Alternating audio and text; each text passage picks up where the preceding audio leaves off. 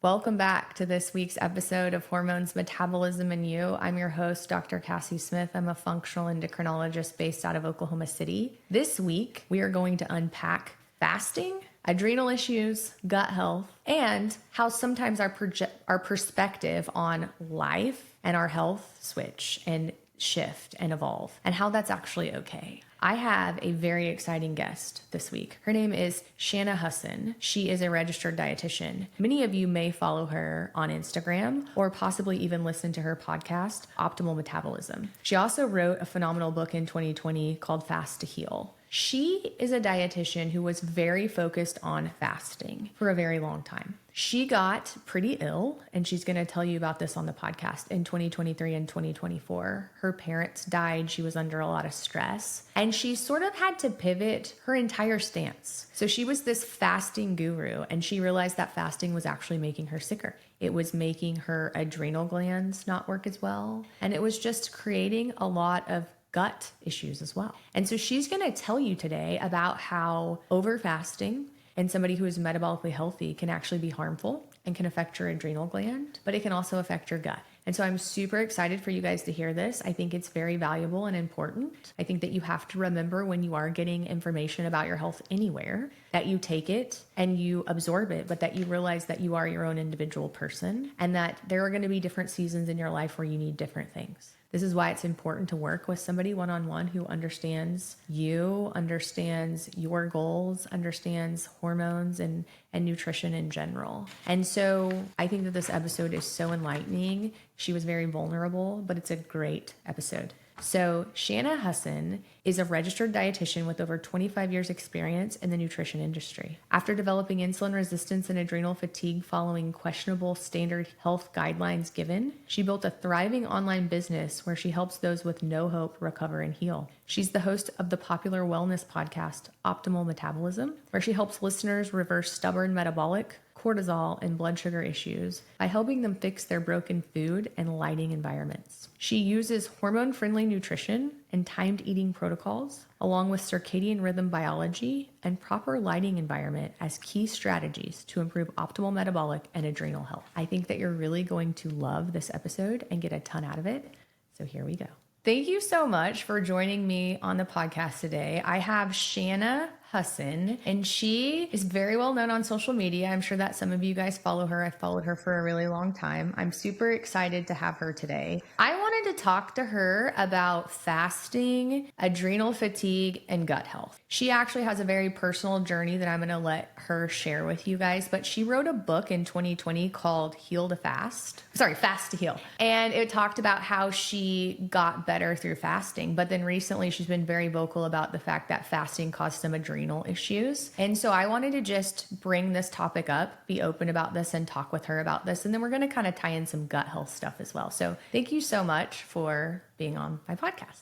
Thank you for having me. We're going to talk about all my favorite topics. So I'm really happy to be here. Awesome. So will you start by just kind of telling the listeners like who you are, how you got here, maybe a little bit about that journey of you healing yourself through fasting, and then kind of what happened after that? Yes. So I'm a registered dietitian, traditionally trained, and I've been in the field for about 25 years, aging myself, but it's been that long. And throughout the years, I did a little bit of everything in my career. But throughout the years, I was finding it really hard to maintain my weight despite exercising pretty profusely, following all the standard recommendations, and having 3 kids and just going all the time. I'm like, it shouldn't be this hard. And I found out later that I had insulin resistance following all the traditional guidelines of eat a ton of grains and eat a lot of carbohydrates and, eat every couple of hours to keep your energy up. I was doing all those things. I was eating from the time I got up until the time I went to bed. It was healthy, whole food, but it made me sick. And the thing that was interesting about my story is that I always had normal fasting blood sugar, normal lipid panels.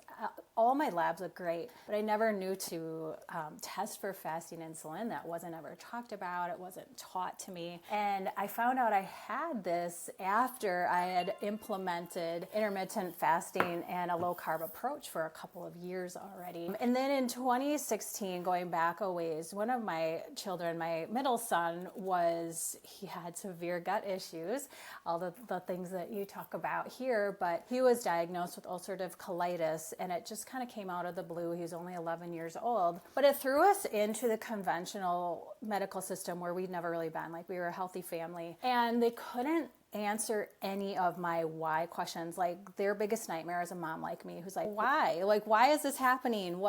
I don't want to just put him on these medications and infusions that are, coded as chemotherapy. Like, I'm not okay with that. Like, why is this happening? And there's got to be a way to heal his body. And I just deep dived into a lot of different things. And I left the conventional nutrition field because I couldn't teach those guidelines anymore, knowing what I knew. And that's about the time that I discovered I had insulin resistance, and everything just kind of came to a head. And then I wrote my book because I did implement intermittent fasting, and I implemented it with a subset of people I was working with at the time, and they had very profound outcomes. So I wrote a book on how to start intermittent fasting and how to tie in nutrition with it. And I fasted every day, almost every day, through breakfast for almost 5 years. Way too long. Like, I lost a couple of pounds, but I've never been, overweight. So for me, my tipping point, my turning point was, and I built I built courses around fasting, and I wrote my book around it. And I have an academy called Low Insulin Academy that focuses around timed eating and intermittent fasting. But then I went through a really stressful time. 2024, both my parents died. I had to clean out their house. Like, it was just very chaotic. And I noticed I started to have high morning blood sugars. And I was like,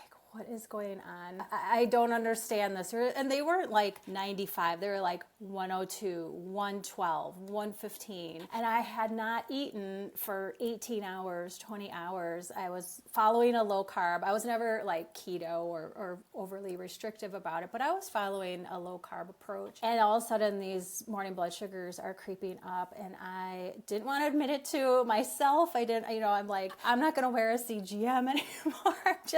I'm not going to tell, I don't want to tell my population that I'm struggling with these things and my followers, because something has to change. I can't keep going like this. And then I discovered, and we can talk about this as we go, but I discovered I had a flatlined cortisol pattern, meaning I was beyond adrenal fatigue into adrenal exhaustion from everything just coming to a head. And I running myself ragged for a couple of decades, and having a business and having 3 children and a husband who works very long hours, and just all the things that we see as women. And so I knew, I'm like, okay, at first I just kind of ignored it. I'm like, this isn't that big of a deal, right? And I started to learn a ton about cortisol regulation, and it was about that time that I started to deep dive into more of the circadian approaches to health and circadian rhythm and getting out of circadian dysfunction, learning about quantum biology, those types of things. And I taught myself of what is actually at the heart of adrenal fatigue and what's going on. And I will tell you, it's not a cortisol cocktail that will get you well. It might help a little bit, but I implemented all these things, and within 3 months my cortisol pattern came back into balance. I started sleeping better. That was another thing that I was having trouble with from over fasting and overdoing it. I was waking up in the middle of the night, couldn't go back to sleep. And so I think a lot of women, like in our age group, and who have implemented the same things that you and I have talked about with our communities, we can see that, if we overdo them and if we're not doing them strategically, and believe me, I was telling my followers, don't fast the same way every single day and, change these things up. But I wasn't doing it myself, because my pattern that I had, I was used to was working for me, and it was easy and it was socially acceptable. And that was what I was teaching others. So it was really hard to admit, but I did overcome both insulin resistance and cortisol dysregulation. And I'm in a much better place than I was a year year ago where, at the end of last year, I was ready to just toss the towel and throw it all in and just be done with everything, just like be a hermit or something. But there is a way to heal and, go from, I don't want to say it was extreme, but, feeling like you have to do a certain protocol for so long and, being okay with switching things up and, admitting to yourself first and then maybe some of the people who are following you or in your audience that, like we don't know everything. We're, N of one. What works for me isn't going to necessarily work for you. But that's kind of how I got into this space and why I focus on what I focus on now. So I think that's amazing. And I appreciate you sharing that. I know that social media can be difficult, right? And so you do grow this following and people just like expect things from you. But to your point, I think, with me, it's always like my whole goal with social media was to educate people, right? It's not because I want 1 million followers. It's not because I have an ego. As a matter of fact, it's a lot of work and it actually stresses you out and probably isn't good for your cortisol. But I do want to be able to help educate people. And so to be able to stand back and say, hey, you know what, I've been educating you about this and it's not working for me anymore. And here's another avenue. I think that just shows that, you're an incredible human and that you're doing it for the right reason. And if people don't like that, then, that's their own prerogative. But I do think that in medicine and social media and life in general, there's never like a one size fits all. There are seasons in your life, just like people, like there are going to be people that come and go in your life too. It's a season. It's like what you need at that point. So in 2020, you probably needed some fasting, but when you had all this, everything built up, like I love Dr. Jill Carnahan talks about like, as your toxic bucket fills up, as your bucket started overflowing with water, you didn't need the fasting anymore. What you needed was the rest and to be nice to your adrenal gland and things like that. And so I think it's really powerful and important for people to hear that. Yes, there are tons of people who go out there and say, I intermittent fasted and it changed my life and I lost all this weight. I see a ton of those women.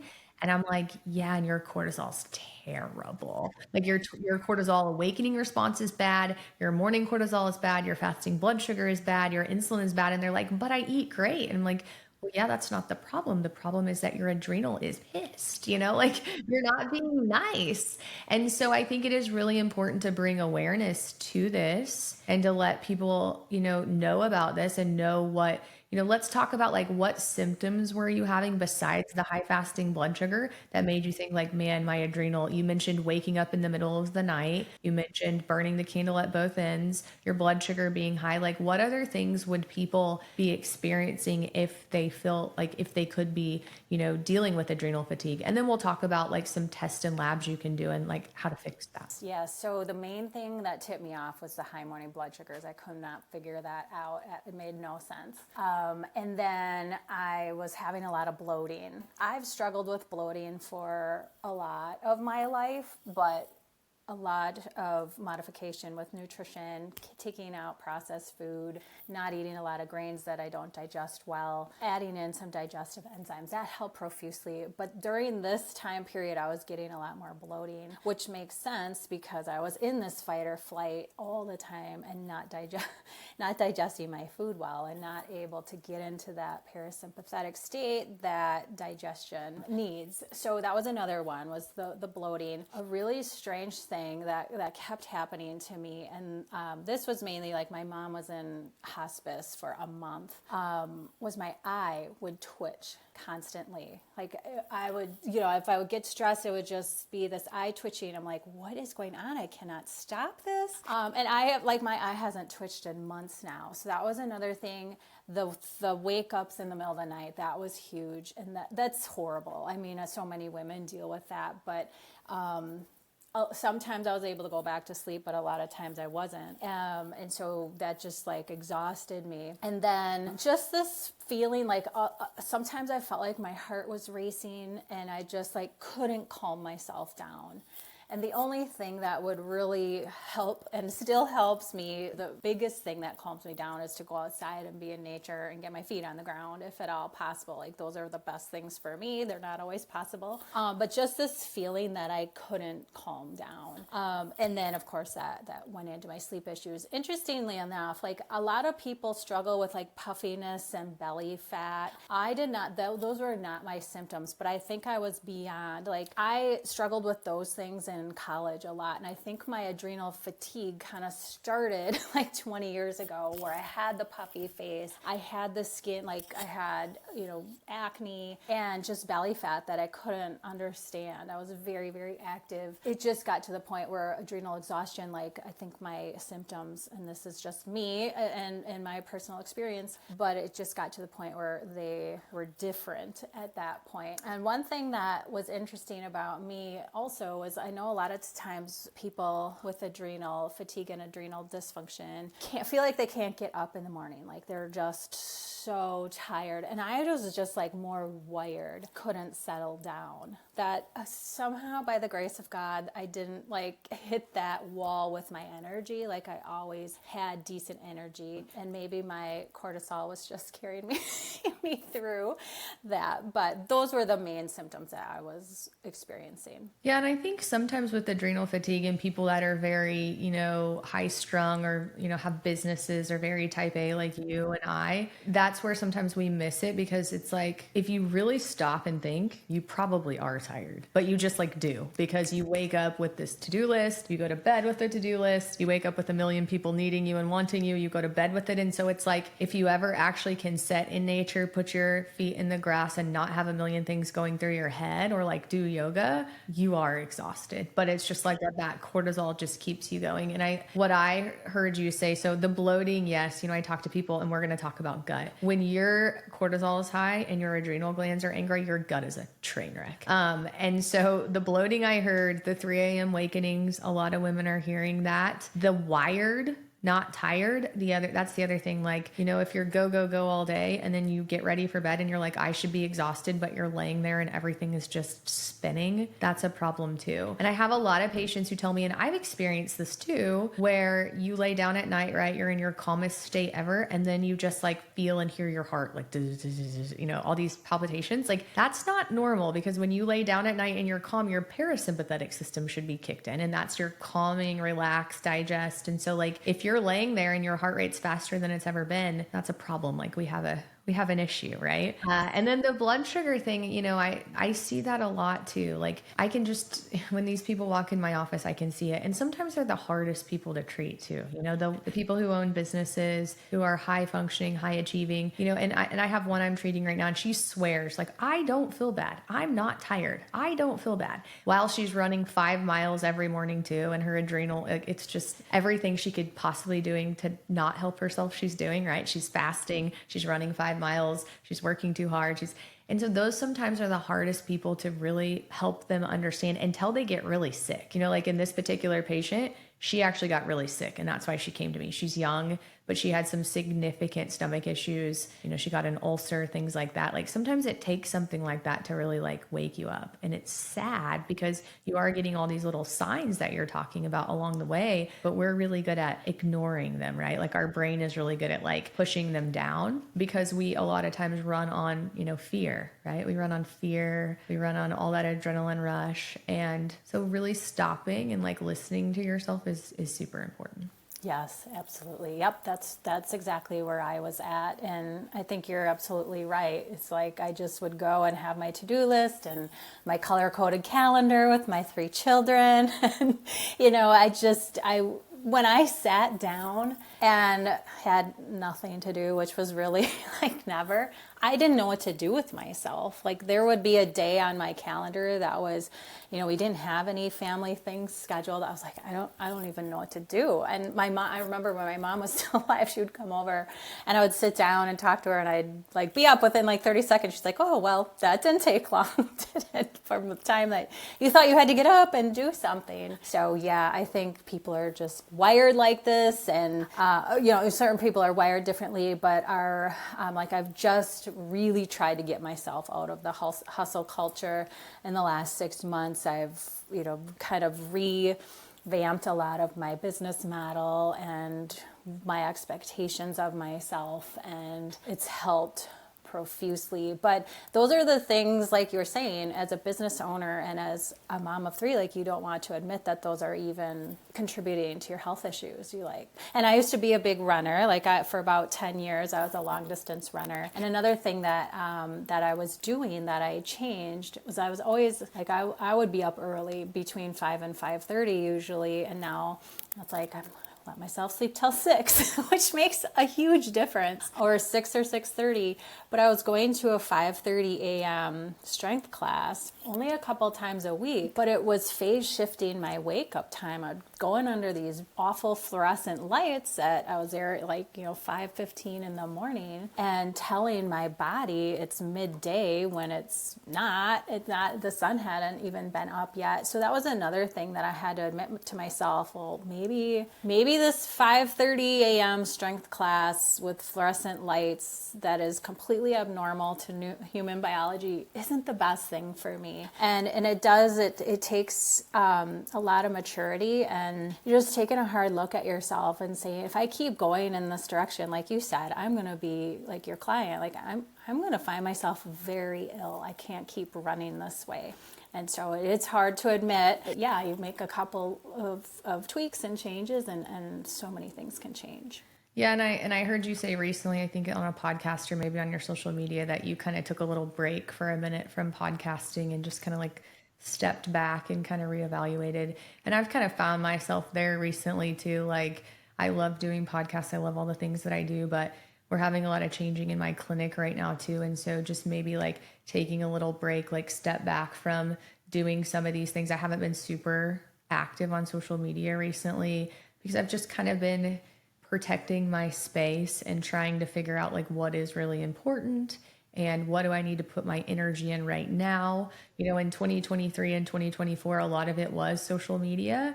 Right now, I'm really focused on trying to figure out how to do courses and things like that to help people. And so just being okay with that. Sometimes it's hard because I struggle like, well, if I don't do all this social media, then are my followers going to be upset if I don't do this content? But really it comes back to like, that doesn't matter. Like what, if I am not feeling well, then I can't show up for my family or my patients or my followers or anyone. So just being okay with that, like I'm going to take a step back and I'm going to do what's really important right now. And I'm going to kind of recalibrate, I think is really important. And to your point, like I used to be a 5 a.m. wake up person, like work out immediately. And just recently I've been like, this just doesn't feel good with my body. So this morning I slept until 6:45. And then before we did this, I took a walk and I watched the sun come up for 30 minutes, talked to my husband. And like, I feel great. If I would have woke up at 5 o'clock and went and did my exercise class, I would probably be like, man, and I have a lot of really fun, exciting things I'm going to do today, some podcasting, some things like that. But I just wanted to be in a good headspace. And like, I think that's okay. You just have to get used to that, So I slept until I woke up, which was 6:45. I felt great, went for a walk. And then if I have time, I'll lift some weights later. But like just being okay with like listening to your body, I think is really important too, because if not, then you end up with all these symptoms. And like you were talking about, I've struggled with gut issues a lot throughout my life. Depends on what's going on in my life. But I will tell you, when I'm not being nice to myself, when I'm super stressed, when I'm not eating well, I look like I'm 5 months pregnant. And then when I'm nice to myself, and like this morning, I slept until 6:45. I woke up, I'm like in the bathroom brushing my teeth. I'm like, dang, my stomach looks really flat. I didn't even work out yesterday. I just slept well and ate well yesterday. But I'm like, yeah, this is good, So it's just very interesting. Yes. Yeah. I started podcasting in 2020. So for me to take a break, and I've been telling myself, just take a break for a while. Like, it's okay. But when you've been putting out an episode every single week for almost 5 years, you have those thoughts. And it's just like, oh gosh, what if I don't put out a podcast episode? And my husband would ask me that all the time when I'd be stressing about, I didn't get it edited. It's not edited yet or whatever. He's like, what's going to happen if you don't put out an episode? I'm like, I don't know, but I don't want to find out. And so I took a good month. It's more like 2 months from interviewing people, and I just kind of I'm putting a little bit different spin on my podcast and doing more solo episodes, shorter episodes that aren't as invasive as the guest interviews. I still have guest interviews, but yeah, and those little tweaks, and like you said, like I used to feel like I had to start work at 8, and even though I'm my own, I'm my own boss, you have to be very disciplined. I'm like, I very rarely start work before 9 now. I allow myself sleep. I take a walk in the morning just like you did almost every morning. I see the sunrise. And I know not everybody has that luxury, but there are things that you can do just to put yourself, like if I start my days like that, I usually read my Bible while I'm having my breakfast, which is much earlier than it used to be. Like you're just like, your headspace is so much different than if you make yourself get up and just go and you're just like, running on cortisol right the moment you get up. Yeah. And to your point, the fasting, I used to do some fasting too. I have PCOS. I had insulin issues before. I don't really fast anymore. What I do, I call it intuitive eating, right? Like if I'm hungry, I eat. So like this morning after my walk, I was hungry, so I ate. If I'm not going to exercise, maybe I won't eat till a little bit later, but I definitely don't fast like I used to. And I always eat before I work out now. I used to go work out all the time fasted. It's not good for so many things. Like if you're trying to build muscle, it's just not good. I don't care what anyone tells you. And so that was part of the reason that like going at 5:30 in the morning was so hard, because it's like, well, you got to get up at 4:45 so you can try to eat some eggs so you're not throwing up while you're lifting weights. And it's just like, and I know there are people out there and influencers out there who are going to, hate this and hate this comment, and like that's not true. But again, your influencer that you're following or whoever is not you. Like you're an N of one. So, and the other thing I will say too, and I'm just going to be very honest about this, 95% of influencers out there that are in the health and wellness space when it comes to like training, bodybuilding, things like that, they have body dysmorphia and or eating disorders and or disordered eating issue. Like they have issues. Okay. So the fact that you're trying to compare yourself to those people that have like the very chiseled looking muscles, things like that, not saying that you can't be healthy, but just that's some disordered thinking and eating.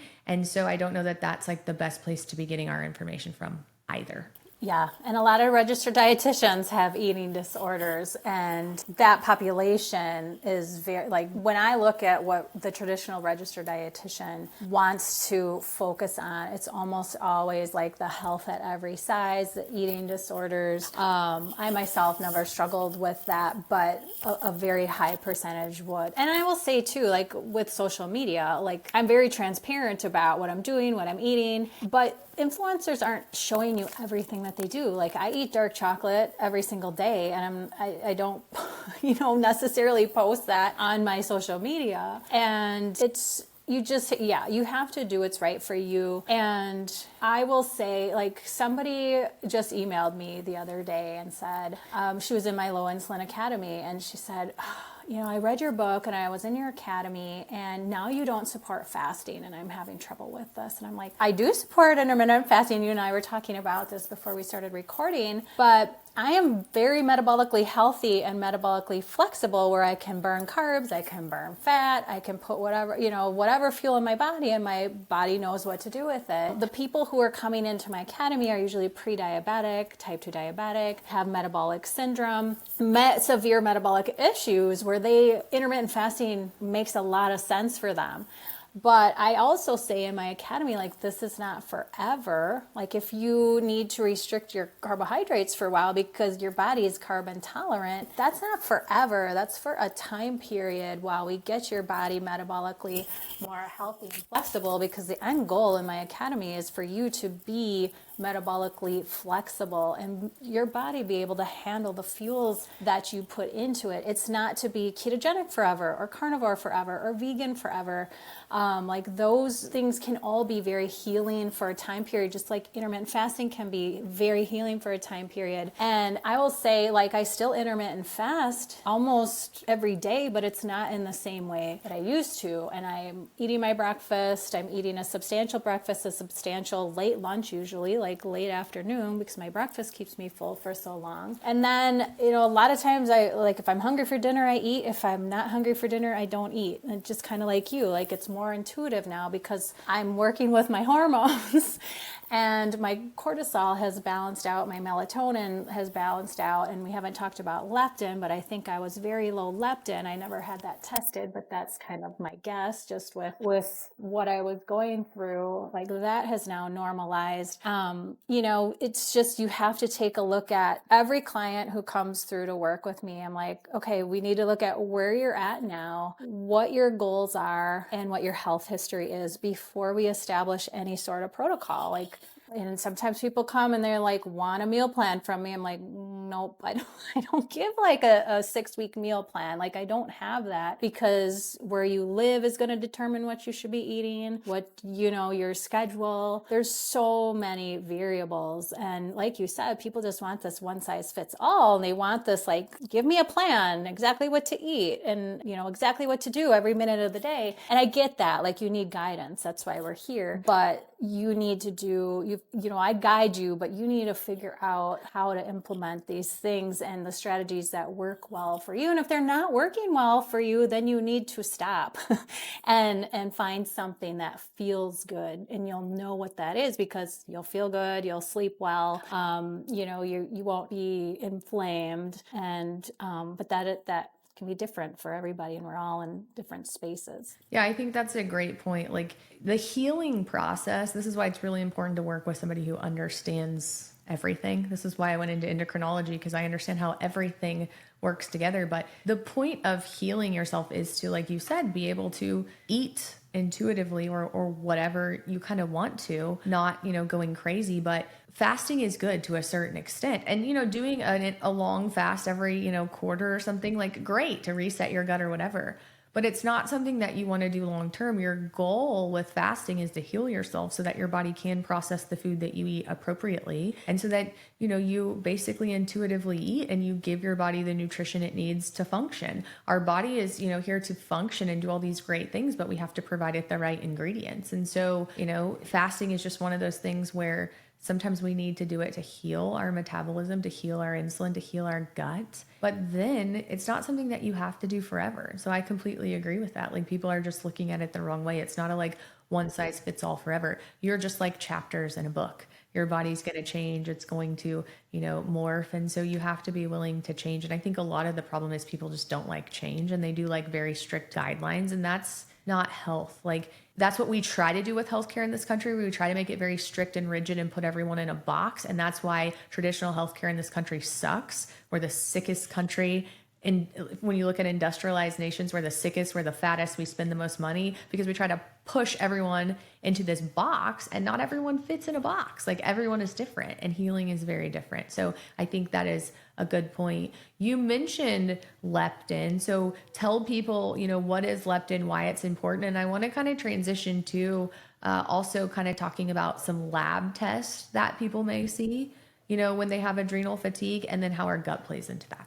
Yes, I think leptin is largely ignored in both the metabolic community and those people who are trying to lose weight and become more metabolically healthy and just healthy overall. And leptin is a hormone that's produced mostly in the fat cells. And it's funny because I graduated with my degree in 1999, and I remember going to this conference and learning about this hormone. Obviously, it's always been there, but it hadn't been discovered. I think it was 1997. I'm like, what the heck is this? It's like, and so people just don't know a whole lot about leptin, but it's like a master circadian hormone. And, a lot of people might think, oh, well, leptin helps with fullness. It helps me to stay full. And that is one of the things that the leptin hormone does, but it's also really important for immunity. And one of the biggest things that people don't realize that leptin does is it basically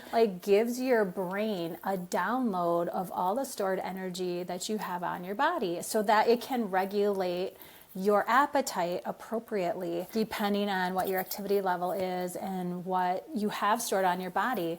So leptin will dock to the hypothalamus. It's usually around midnight, like that's when the main time, I mean, it's working throughout the day, but its main download happens between like 12 and 2. It peaks with melatonin. And so it's docking to the brain and saying like, Shana has this many extra pounds of body fat and this much glycogen stored. This is what I want you to do to her appetite tomorrow. So if your leptin is working well, your body will know like, oh, there's 50 pounds of extra body fat here. Like we can down-regulate the appetite tomorrow. Or, if somebody's underweight, like we really like this girl is in starvation mode. Like there's no glycogen stores here. There's no body fat, like we need to upregulate her appetite. And so it's super important hormone that really has so much to do with your metabolic health and, what your body is going to be programmed to do as far as appetite regulation goes the next day. But what happens is when people have insulin resistance, especially, or if you're eating late at night to increase your insulin and leptin compete with the receptor in your hypothalamus. So if your insulin levels are high and you have insulin resistance, you almost always have issues with leptin making its report. So that's why like when people start working with me, like the first things we work on are like stopping night eating, stopping snacking, because that will help with your leptin regulation so that you can get that appropriate download at night. Because if you're eating at night and you're highly insulin resistant, it's not going to happen. And the other thing that I think, my leptin was probably off most of my life, and a lot of people who are snacking and eating a lot of times during the day. And, I'm sure you would agree as well. Like one of the main things that I still teach along with appropriately intermittent fasting is timed eating and not snacking and just, eating square meals, because leptin will also kind of give its report in between meals, but it won't do that until about 4 to 5 hours after you've last eaten. So if you're one of these people who are constantly, it's healthy food, but you're constantly grazing and you're wondering like, oh, why don't I feel great? Why can't I lose weight? My calories are only 1,500 calories, but you're grazing, you're not allowing that leptin to work efficiently in between meals. So it's a very, very important hormone. And, hardly anybody, like even the lab that I work with my students, it doesn't even test leptin. It's hard to find it. Usually a lot of times you'll have to go to like Own Your Labs or get an online, set it up online, and maybe your practitioner, if they're really savvy, they'll check it for you. But leptin, I like to see between like 7 and 10, just if somebody, and that's a pretty tight regulate. Like if a lot of the conventional system will say like much higher is okay, much lower is okay, but that if it's between 7 and 10 for women, that is a very good regulated leptin. And then as far as adrenal fatigue goes and adrenal dysfunction, what I have my students do, a lot of times they're getting metabolic labs done too, because we're working on metabolic health. But the 4-point cortisol saliva test is what I have them do to check their cortisol levels throughout the day. And I send home kits to them, and then we check it again in 3 to 4 months after we start implementing some things. And the reason that is important is because, like you said, like you get your wake up, the awakening response of cortisol, and then there's a morning cortisol, afternoon, evening. Those should all be different. You don't want, like mine was flatlined and I had hardly any cortisol in the morning, and that's not good. Like you want your cortisol higher in the morning, mid-morning, and as you wake up, and you want it low at night so that you're able to let melatonin take over. And people with high cortisol at night have a lot of sleep issues, and a lot of that is having junk light and blue light. Like blue light stimulates cortisol, and it should do that naturally, because when we're outside, like blue light comes into our atmosphere at sunrise, and there's a very, very high amounts of blue light at midday. It's really short wavelengths, which is why it's so bright in the midday. But as sunset comes and nightfall comes, there is no blue light. And so then our cortisol naturally will start to decrease. But if we have our phones, our tablets, our computers, Netflix, whatever in front of our faces until late at night, cortisol can become dysregulated. I mean, there's many things that dysregulate it, but having that high pattern at night a lot of times goes back to junk light, which is a whole nother discussion. But there's just so many lifestyle factors that, like I said, you can probably tell one of my pet peeves is like somebody on Instagram who considers themselves a cortisol or adrenal expert, and they are just trying to sell cortisol cocktails. Like that's one of my biggest pet peeves. But there's so much that goes into like re-regulating cortisol. And it's lifestyle and nature that really have the biggest levers for that. Yeah, I would completely agree. And so if you're listening to this and you're thinking like, well, how would I know from a lab perspective if I have some adrenal fatigue or adrenal issues? Like you said, so the salivary cortisol, those are good tests. I like to do baseline morning cortisol levels too. I do blood tests. That tells you a lot. If you're really low, like less than 7, or really high, more than 18, then we've got a problem. Low, a lot of times we're adrenally fatigued. If you catch them really high, they're in the process of being overproducing cortisol, and then they can end up adrenally fatigued. Now, the caveat to that is, I'm an endocrinologist, so there are actual disease processes, Cushing's, things like that cause high cortisol. So we will always test those people further to make sure they don't have endogenous production of cortisol, and it is exogenous, meaning it's coming from your birth control, your lifestyle, etc. But so I do like blood cortisol. I like salivary cortisol. We do a lot of Dutch testing. My nurse practitioner, Summer, is like the Dutch queen. She does a lot of cortisol awakening responses, and I love looking at those. I find a lot of people with adrenal issues have high insulin, like we talked about. They'll have high fasting blood sugar. A lot of times they'll have minimally high ALT and AST, which are liver enzymes because they've developed fatty liver. They also have high CRPs, ESRs, like we do a lot of inflammatory testing. And then they have a lot of gut issues, like you talked about. They will have thyroid dysfunction a lot of times, so very high reverse T3 levels, meaning their body's not making the active form of thyroid hormone, which is free T3. They're making reverse T3.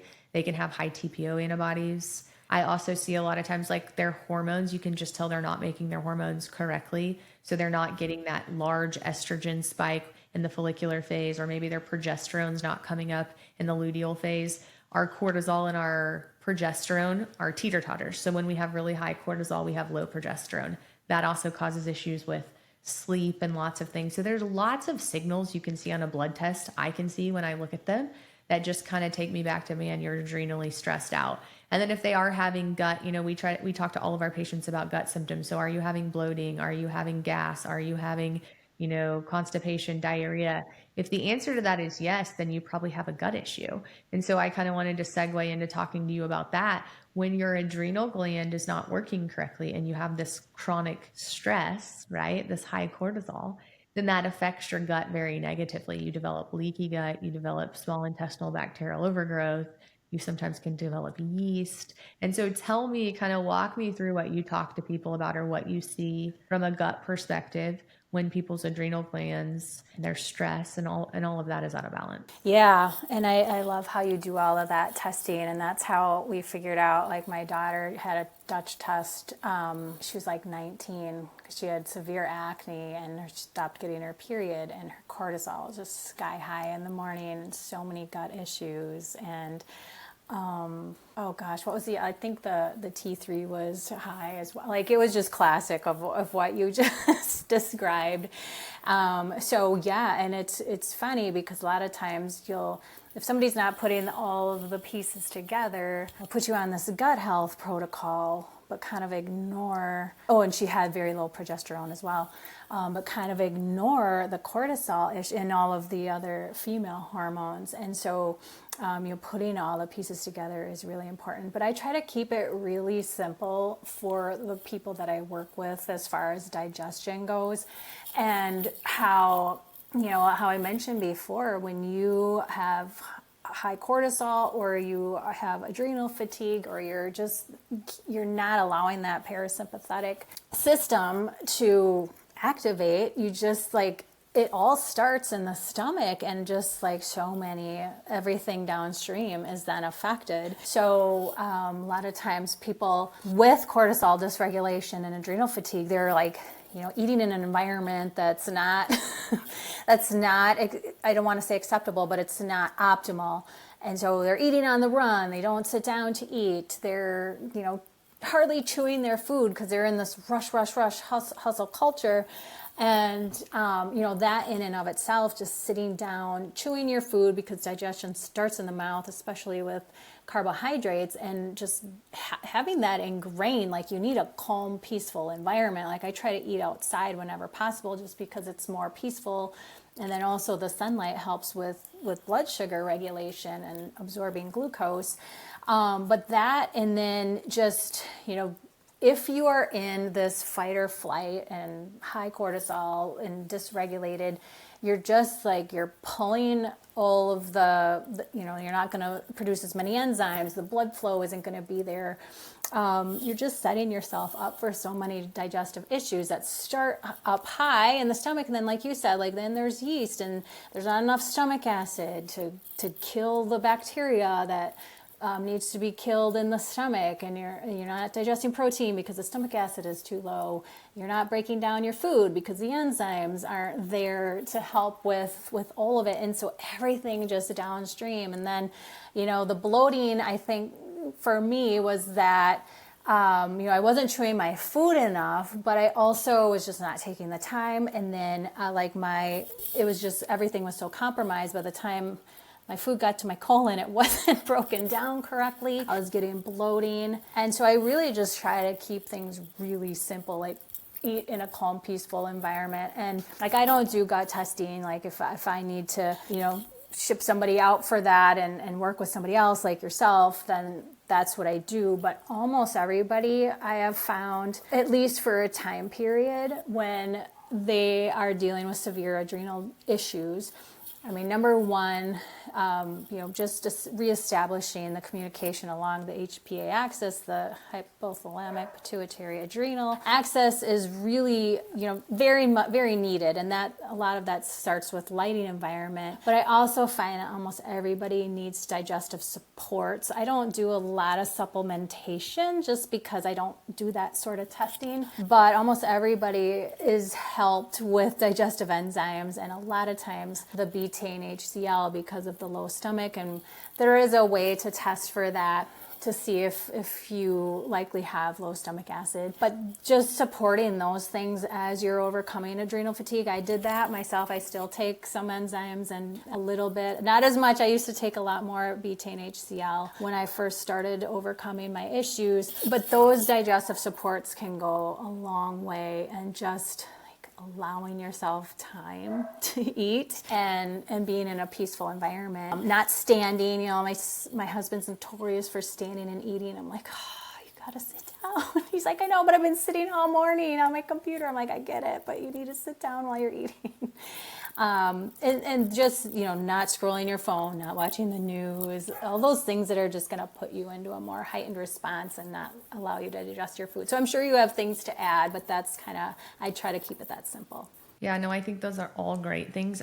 We really pride ourselves at Modern Endocrine on gut health. And so I didn't do this always, but within the last year, I've been very focused on the gut. And I tell people it's very difficult to heal you unless your gut is healed. And I have yet to do a gut study on someone where I'm like, oh, you got an A+, congratulations. Because we're stressed. We don't chew our food. We stand when we eat. We don't eat the right things. And so we have really developed a good program where we do gut studies. So we do GI maps. And then I have an amazing health coach who has a ton of experience with this, who really dives in and goes over it with them for an hour. And, we talk to them about their good bacteria, their bad bacteria. How are we digesting our protein and our fat? What does the immune system look like in our gut? Is our gut inflamed? Do we have leaky gut? Do we have yeast overgrowth? All those things. And we actually put together a program where I have an app that I made, and it teaches you something every day about your gut. It's in sections. One of the months, it's a 4-month program. 1 month, the entire month, is just focused on your nervous system in your gut. So we teach you how to rewire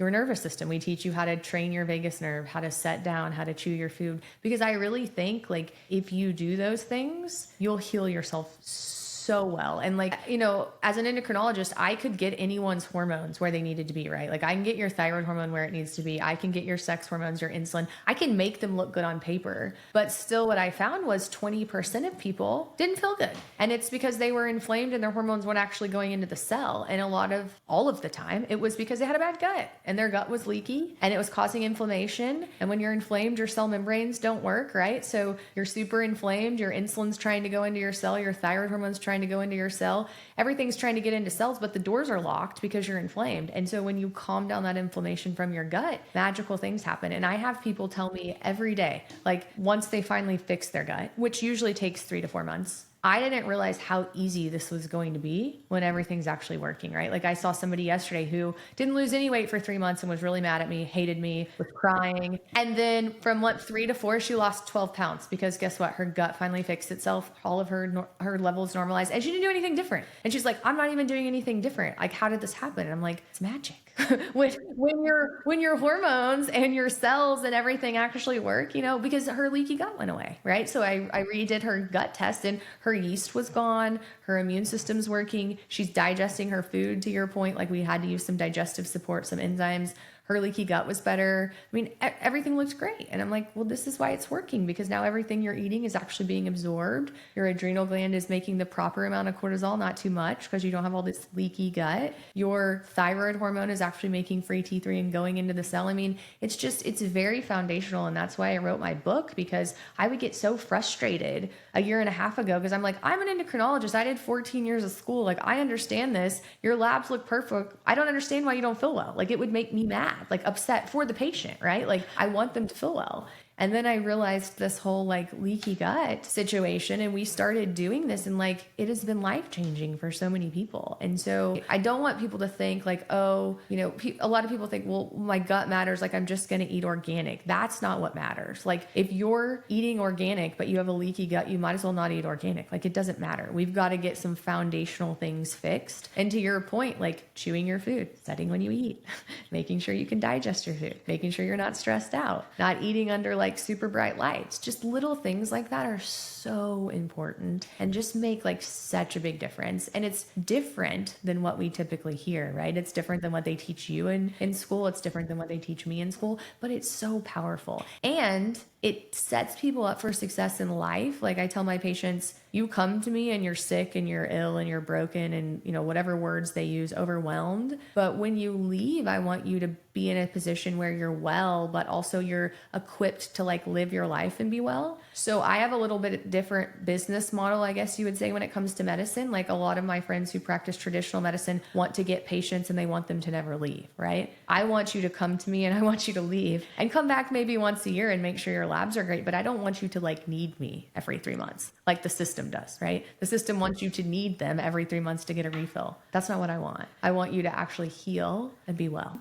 Yes, our model has to change. I mean, it's just diagnose and treat with pharmaceutical, basically, in the conventional system. So yeah, it's hard to get away with that. And I applaud you I'm the same way. I'm like, I don't want you to be working with me 2 years from now. Like, I want you to get this. And once those foundational, they seem so, it's like you just kind of rattle them off. And I don't even want to say they sound easy, but they sound so simplified. But really, like a lot of what I teach is going back to basic human health and human existence and how God really designed us to be. And we're so far from that right now, our day to day. I think people spend about 7 to 9 minutes outside on average, and most of it is going in and out of work. And kids too. I mean, we could talk a whole nother hour about kids, but it just makes me so sad. Like you just look at the health of children and like what we're up against in the next generation. And hopefully the tides are starting to turn a little bit. Yeah, well, I commend you for the work that you do on adrenal education, because I think that's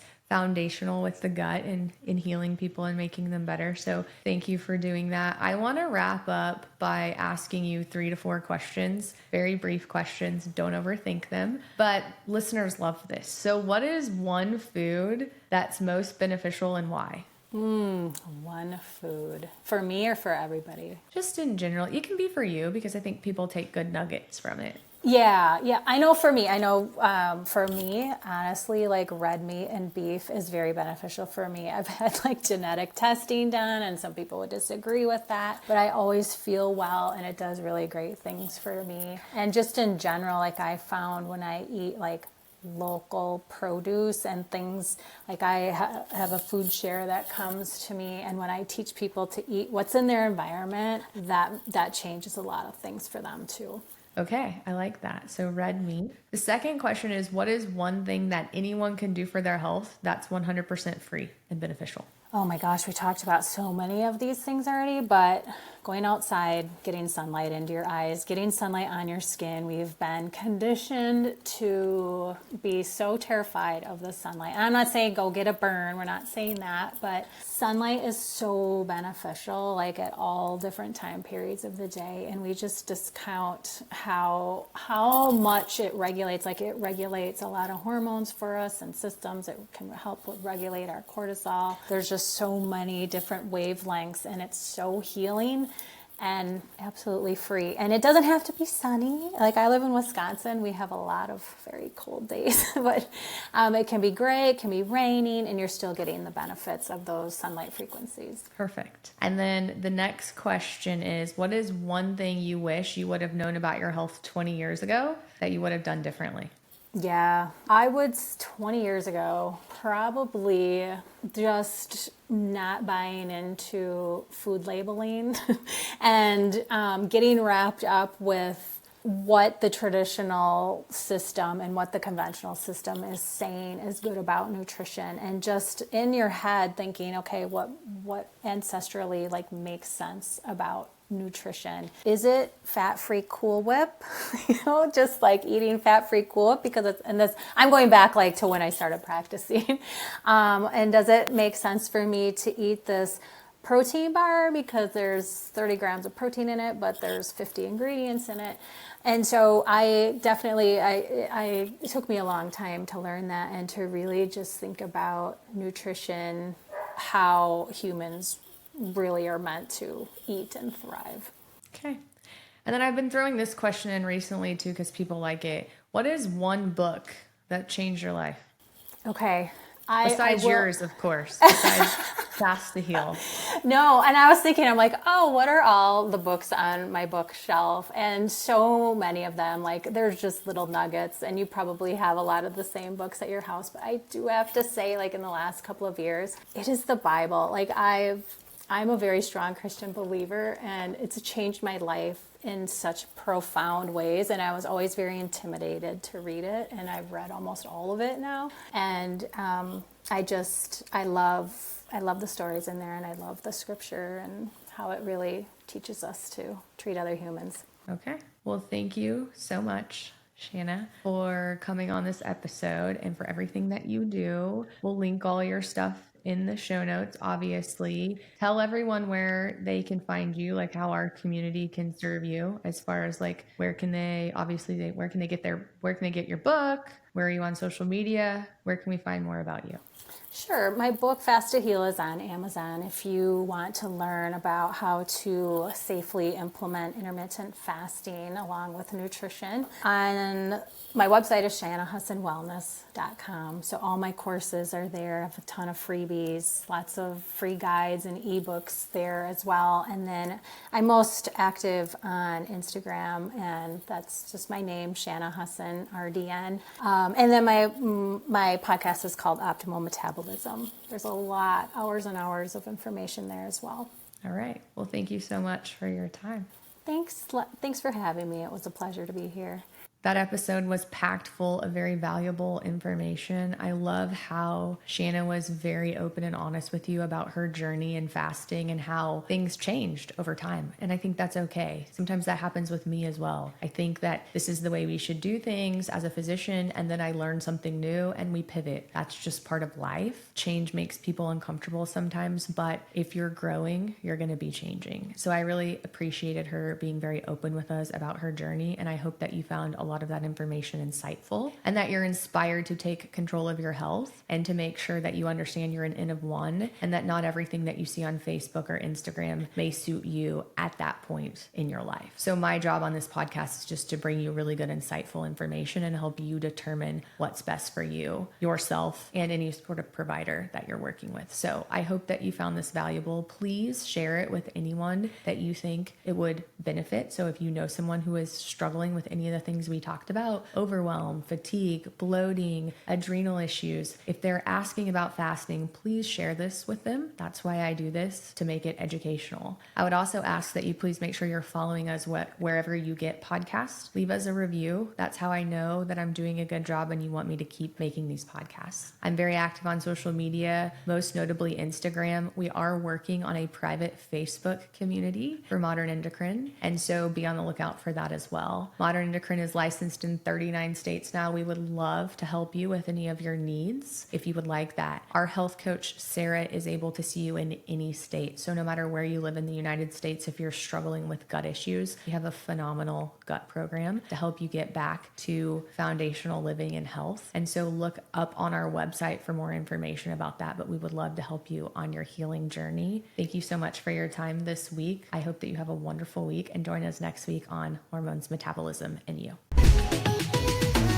The information presented, including any materials discussed, referenced, or linked within this podcast, are for general educational purposes only, not the practice of medicine. No doctor-patient relationship is formed from you listening to this podcast or utilizing any of the information provided. I am a doctor, but I am not talking to you as your doctor.